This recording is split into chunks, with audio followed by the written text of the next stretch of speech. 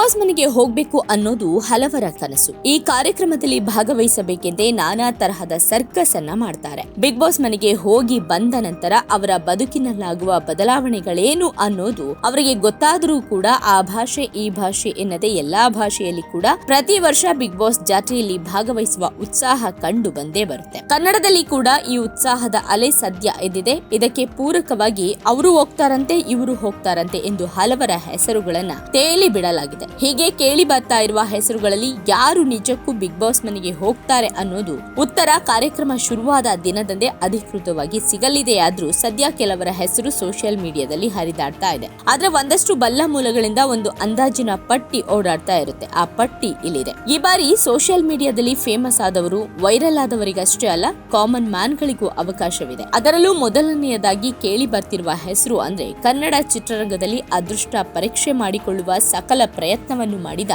ಕರ್ನಾಟಕದ ಹಿರಿಯ ರಾಜಕಾರಣಿ ಹಾಗೂ ಶಾಸಕ ಸಿಪಿ ಯೋಗೇಶ್ವರ್ ಅವರ ಪುತ್ರಿ ನಿಶಾ ಯೋಗೇಶ್ವರ್ ಈ ಬಾರಿ ಬಿಗ್ ಬಾಸ್ ಮನೆಯ ಪ್ರವೇಶ ಮಾಡ್ತಾರಾ ಗೊತ್ತಿಲ್ಲ. ಈ ವಿಚಾರ ಸಿಕ್ಕಾಬಟ್ಟೆ ಸೋಷಿಯಲ್ ಮೀಡಿಯಾದಲ್ಲಿ ವೈರಲ್ ಆಗ್ತಾ ಇದೆ.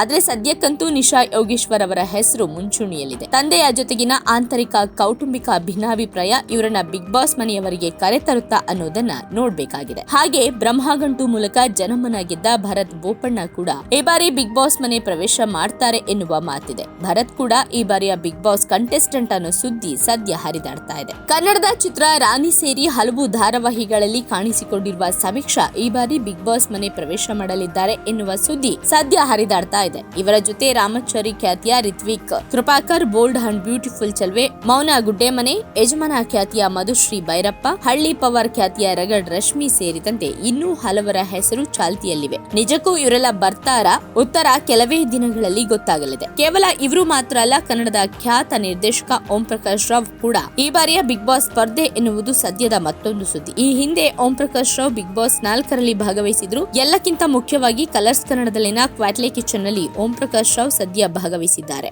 ಈ ಹಿನ್ನೆಲೆ ಓಂ ಪ್ರಕಾಶ್ ರಾವ್ ಅವರಿಗೆ ಈ ಬಾರಿ ಬಿಗ್ ಬಾಸ್ ಮತ್ತೊಂದು ಅವಕಾಶ ಕೊಡಲಿದೆ ಎನ್ನುವ ಸುದ್ದಿ ಸದ್ಯ ಕೇಳಿ ಬರ್ತಾ ಇದೆ. ಇವರ ಜೊತೆ ಹರಿಕತೆ ಅಲ್ಲ ಗಿರಿಕತೆ ನಾಯಕಿ ತಪಸ್ವಿ ಪೂಣಚ್ಚ ಅವರ ಹೆಸರು ಕೂಡ ಅಂತೆ ಕಂತೆಯ ಸಂತೆಯಲ್ಲಿ ಕೇಳಿ ಬರ್ತಾ ಇದೆ. ಬಿಗ್ ಬಾಸ್ ಪ್ರೋಮೋದಿಂದನೇ ಸಿಕ್ಕಾಬಟ್ಟೆ ವೈರಲ್ ಆಗ್ತಾ ಇದೆ. ಈ ಬಾರಿಯ ಕಾಮನ್ ಮ್ಯಾನ್ ಗೆ ರೆಡ್ ಕಾರ್ಪೆಟ್ ಅನ್ನ ಕೂಡ ಹಾಸಲಾಗಿದೆ. ಯಾರೆಲ್ಲ ಕಾಮನ್ ಮ್ಯಾನ್ ಗಳು ಈ ಬಾರಿಯ ಬಿಗ್ ಬಾಸ್ ಗೆ ಸ್ಪರ್ಧೆ ಮಾಡೋದಕ್ಕೆ ಬರ್ತಾರೆ ಅನ್ನೋದು ಕೂಡ ಕುತೂಹಲ ಜಾಸ್ತಿ ಇದೆ. ಈಗಾಗಲೇ ಪ್ರೋಮೋದಲ್ಲಿ ಬಿಟ್ಟಿರುವಂತೆ ಕಾಮನ್ ಮ್ಯಾನ್ ಗಳು ಬಿಗ್ ಬಾಸ್ ಮನೆ ಒಳಗಡೆ ಎಂಟ್ರಿ ಆಗ್ಬೇಕು ಅಂತಂದ್ರೆ ಏನೆಲ್ಲ ಮಾಡ್ಬೇಕು, ಯಾವ್ದೆಲ್ಲ ರಿಜಿಸ್ಟ್ರೇಷನ್ ಮಾಡ್ಕೊಳ್ಬೇಕು, ಎಲ್ಲಿಗೆ ಮಾಹಿತಿಯನ್ನ ಕಳಿಸಬೇಕು ಅನ್ನೋದನ್ನ ಕೂಡ ಕಲರ್ಸ್ ಕನ್ನಡ ಈಗಾಗಲೇ ಹೇಳಿದೆ. ಯಾರೆಲ್ಲ ರಿಜಿಸ್ಟ್ರೇಷನ್ ಮಾಡ್ಕೊಳ್ತಾರೆ ಅದರಲ್ಲಿ ಲಿಮಿಟೇಷನ್ ಎಷ್ಟು ಜನರನ್ನ ಇವರು ಆಯ್ಕೆ ಮಾಡಬಹುದು ಅನ್ನೋ ಪ್ರಕ್ರಿಯೆ ಸದ್ಯದಲ್ಲೇ ಗೊತ್ತಾಗಲಿದೆ. ಬಿಗ್ ಬಾಸ್ ಈ ಬಾರಿ ಕಳೆದ ವರ್ಷಕ್ಕಿಂತ ಆದಷ್ಟು ಬೇಗ ಶುರುವಾಗ್ತಾ ಇದೆ. ಹೀಗಾಗಿ ಜನರಲ್ಲಿ ಕೂಡ ಕ್ಯೂರಿಯಾಸಿಟಿ ಹೆಚ್ಚಾಗಿದೆ.